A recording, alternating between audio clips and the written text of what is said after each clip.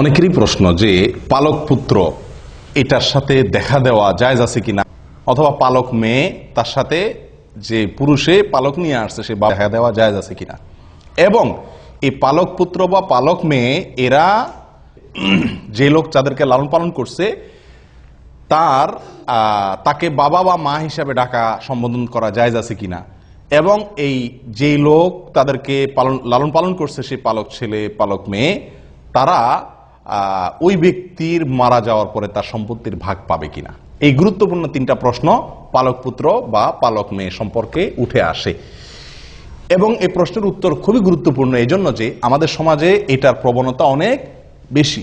মানুষ পালক পুত্র রাখে, পালক মেয়ে রাখে, এবং এদেরকে মোটামুটি নিজের ছেলে হিসেবে সব জায়গায় পরিচয় করায়, আর এরাও ওই লোকের বাবা এবং তার স্ত্রীকে মা ডাকে, আর সমাজের লোকও আমরা সবাই ওই ছেলেকে অমুকের ছেলে বলি আর ওই লোকের অমুকের বাপ বলি, ঠিক না ঠিক? এটি শরীরের দৃষ্টিতে নাজায়েজ একটি কাজ, আমরা অনেকেই জানি না, অনেকেরই এই বিষয়ে হয়তো জানা নাই। এটি নিষিদ্ধ, আল্লাহ সুবহানাহু ওয়া তাআলা সরাসরি নিষেধ করেছেন কোরআনে কারীমে। আল্লাহ বলেছেন উদউহুম লিআবাইহিম, আল্লাহ তাআলা বলেছেন মা জাআলা আদইয়াআকুম আবনাআকুম, তোমরা যে পালক পুত্র রাখো পালক মেয়ে রাখো এরা কোনোদিনই তোমাদের মেয়েও না ছেলেও না। পিতৃত্ব এটা কোনোদিন পরিবর্তন করা যায় না। কথা বুঝে আসছে? আপনাকে যিনি জন্ম দিয়েছেন তিনি আপনার বাবা, জীবনে একবারের জন্য আপনার ভরণ পোষণ দেন নাই, তারপরও তিনি আপনার বাবা, আপনার প্রতি অবিচার করছেন, খোঁজ খবর নেন নাই, চলে গেছেন, তবুও তিনি আপনার বাবা। আমি কি বুঝাতে পারছি? আপনাকে গর্ভে ধারণ করেছেন, তিনি আপনার মা, কিন্তু দেখা গেল কয়দিন পরে কোন একটা কারণে তালাক হয়ে গেল, আর যা বিয়ে হয়ে গেছে, মা আপনার জীবনে কোনদিন খবর নেয়নি, তারপরও তিনি আপনার মা।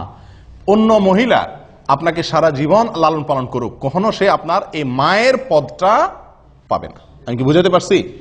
আপনাকে যিনি জন্ম দিয়েছেন সে বাবার পদটি সারা জীবন আপনাকে স্বর্ণের থালেও যদি কেউ খাওয়ায় সে আপনার বাবার পদটি পাবে না। কিন্তু আমাদের দেশে সাধারণত যে লালন পালন করে পালক আনে তাকে ওই ছেলে মেয়েরাও বাবা ডাকে, আর বাবা ওই লোকও তাদেরকে ছেলে মেয়ে হিসাবে সমাজের লোকের কাছে পরিচিত করে, আর সমাজের লোকজনও আমরাও সবাই কি তাদেরকে ওই লোককে অমুকের বাপ অমুকের মা, আর ওই ছেলে মেয়েগুলাকে অমুকের ছেলে অমুকের মেয়ে বলে আমরা সম্বোধন করি। এটা জায়েজ নেই ভাই। এবং এই নাজায়েজ কাজটি আমাদের সমাজে হাজার হাজার মানুষ করতেছে অবলীলা, না জেনে। নিষেধ, সরাসরি নিষেধ। নবী সাল্লাল্লাহু আলাইহি সাল্লাম যায়েদ ইবনে হারেসা রাদিয়াল্লাহু তাআলা আনহুকে পালক আনছিলেন, পালক আনার মতো এরকম তাকে লালন পালন করছিলেন। তো লোকেরা সাহাবীরা সবাই বলা বলি করতে শুরু করছে যায়েদ ইবনে মুহাম্মদ, মানে মুহাম্মদ সাল্লাল্লাহু আলাইহি সাল্লামের ছেলে, এরকম বলা শুরু করছে। তখন আল্লাহ তাআলা আয়াত নাযিল করছেন, না, লালন পালন করা এটা ভালো জিনিস, পালক আনা এটা খারাপ না। বিশেষ করে যদি পালকটা এই জন্য আনা হয় যে আপনি একটা শিশুকে কি করলেন, ভরণ পোষণের ব্যবস্থা করলেন, তার অভিভাবক হলেন, তার পড়াশোনার ব্যবস্থা করলেন, তাকে শিক্ষিত করলেন, তাকে বড় করে দিলেন, লালন পালন করে দিলেন, এটা ভালো কাজ। বিশেষ করে যদি কোনো গরিবের সহায়তার জন্য হয়, অথবা কোনো ছেলে মেয়ের মা বাপ নাই বা তারা খরচ দিতে পারে না, এক্ষেত্রে যদি আপনি লালন পালন করেন এটা অত্যন্ত কি ভালো কাজ।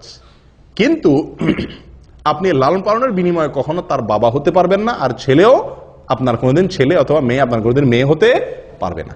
আমি কি কথা বুঝাতে পারছি? এটা সরাসরি নিষেধ করেন না। নবী সাল্লাল্লাহু আলাইহি সাল্লামের বেলায় এই সুযোগ হয় নাই, তাহলে আমাদের বেলায় কি এই সুযোগ হওয়ার সুযোগ আছে? আর নাই, কারোর জন্য নাই। এখন কথা হলো, আমাদের দেশে যে পালক পুত্র পালক মেয়ে আনে, বেশিরভাগ মানুষ আনে কি জন্য? নিজের হয়তো ছেলে হয় না, মেয়ে হয় না, যার ছেলে হয় না সে একটা ছেলে আনে, যার মেয়ে হয় না সে একটা মেয়ে আনে, যার কিছুই হয় না সে ছেলে মেয়ে একটা কিছু আনে, ঠিক না ভাই? ঠিক। আমরা আনি নিজেদের সুবিধার জন্য, ওই বাচ্চার সুবিধার জন্য আমরা আনি না, ঠিক না ভাই? ঠিক। এখন যদি বাপই না ডাকে, মাই না ডাকে, তো আর লাভ কি? এরকম একটা ভাব থাকে না? জায়েজ নাই। এখন আপনি কি করবেন সেটা আপনার বিষয়। বাপ মা ডাকা কি নাই, জায়েজ নেই। এবং এই নাজায়েজ কাজটি অবলীলা আমরা হাজার হাজার মানুষ করছি। একটি মাসআলা গেল। এখানে প্রসঙ্গে আরেকটি কথা বলতে চাই, অনেক সময় পয়সার বিনিময়ে আনা হয়। খেয়াল করছেন আপনারা যে গরিব মানুষ তার বাচ্চাটা কিনে নিয়ে আসে, এটা আরেক হারাম কাজ। মানুষ ক্রয় বিক্রয় করার কোনো অধিকার ইসলাম আপনাকে দেয় নাই। যে মা বিক্রি করছে, যে বাপ বিক্রি করছে, তারাও কবিরা গুনাহ করছে, আর আপনি এটা পণ্য নয়, আপনি কিনছেন, আপনিও গুনাহগার। আমি কি বুঝাতে পারছি? হ্যাঁ, সে তার সন্তানটা আপনাকে লালন পালন করার সুযোগ দিছে, আপনার কাছে আছে, সে হিসাবে আপনি তা কি করলেন? খুশি হয়ে তারা কিছু হাদিয়া তোফা দিলেন, সেটা ভিন্ন জিনিস। যে তার মন খারাপ হতে পারে, তার একটু আমি সহযোগিতা করলাম, সেটা ভিন্ন জিনিস। কিন্তু এর চাইতে বড় বিষয় হলো, আপনি যদি 1 কোটি 10 কোটি 20 কোটি 50 কোটি না সারা পৃথিবীও দিয়ে দেন, কাকে? ওই সন্তানের গর্ভধারিণী মাকে, তার জন্মদানকারী বাবাকে, তবুও আপনি কোনোদিন তার বাবা এবং মা হতে পারবেন না। এই সুযোগ নাই।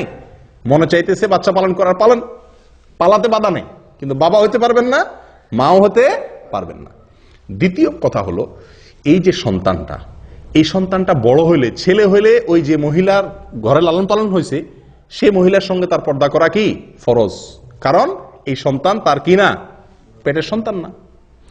আবার যদি মেয়ে লালন পালন করে, তাহলে যে বাবা মতো যে লালন পালন করছে, যার বাসা লালিত পালিত হয়েছে, ওই পুরুষের সাথে এই মেয়ের দেখা দেওয়া কি হারাম। আমি কি বুঝাতে পারছি? কিন্তু এটার উপরে আমল করে কে?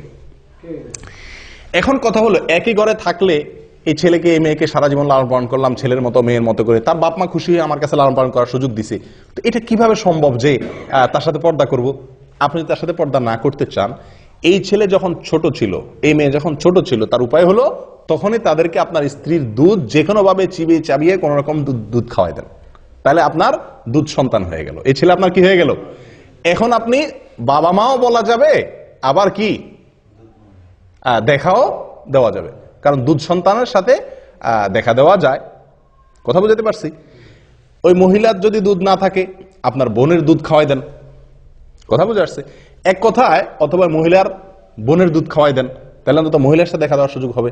এক কথায় দুধ সম্পর্ক তৈরি হয়, এরকম কারোর সাথে দুধ খাওয়াই দেওয়ার ব্যবস্থা করতে হবে। তাহলে কি হবে? ওইটা ছোটবেলায় করতে হবে। তাহলে কি হবে? দুধ সন্তান হয়ে যাবে, এবং ওই সম্পর্কের কারণে আপনার তার সাথে দেখা দেওয়া কি হয়ে যাবে? জায়েজ হবে। নাম্বার 3, সম্পত্তির মালিক এটা কোনোদিনই হবে না। এই সুযোগ দুধ সন্তান হলেও হবে না। আমি কি বুঝাতে পারছি? আপনি এত কষ্ট করে ছেলে পারলেন, মেয়ে পারলেন, আপনার যত সম্পদ রেখে যান, এক আনি সম্পদ, এক বিন্দু সম্পদে এই বাচ্চা পাবে না শরীয়তের হুকুম অনুযায়ী। আপনার যদি কোনো সন্তান না থাকে, আপনার ভাইরা পাবে, বোনরা পাবে, এই সন্তান কিছুই পাবে না। কথা বুঝছেন? কারণ সন্তান পাওয়ার জন্য রক্ত সম্পর্কীয় আত্মীয় হতে হয়। এই ছেলের সাথে আপনার রক্তের কোনো কি নেই, সম্পর্ক নেই। আমি কি বুঝাতে পারছি? হ্যাঁ, যদি রক্ত সম্পর্কীয় হয় তাহলে আবার সেই হিসাবে পাবে, সেটা ভিন্ন জিনিস। কথা কি বুঝাতে পারছি? হ্যাঁ, এখন যদি আপনি বলেন যে সারা জীবনের লালন পালন করলাম, এ কিছুই পাবে না, কেমনে হয়? তাহলে আপনি একে জীবদ্দশায় যা মনে চায় তাকে কি করতে পারেন? দান করে দিয়ে যেতে পারেন। আমি কি বুঝাতে পারছি? কারণ ওয়ারিস ছাড়া অন্য কাউকে জীবদ্দশায় নিজের সম্পত্তি তারা কি করে দেওয়া যায়? দান করে দেওয়া যায়। তাহলে 3টা সমস্যার কথা বলছি, 3টা সমস্যার কি আছে? সমাধান আছে। বুঝাতে পারছি? কিন্তু এই সমাধানগুলাকে আমরা গ্রহণ না করে সরাসরি আমরা কি করি? ওই পালক পুত্রের ছেলে মেয়ে ডাকি, বাবা মা ডাকি, পালক বাপরে পালক মারে, এবং তাদের সাথে দেখা দেই, এবং তাদেরকে সম্পত্তির ভাগ দেয় মৃত্যুর পরে। এই সবগুলাই অন্যায় কাজ, গর্হিত কাজ। আল্লাহ আমাদেরকে বুঝার তৌফিক দান করেন। জাযাকুমুল্লাহ।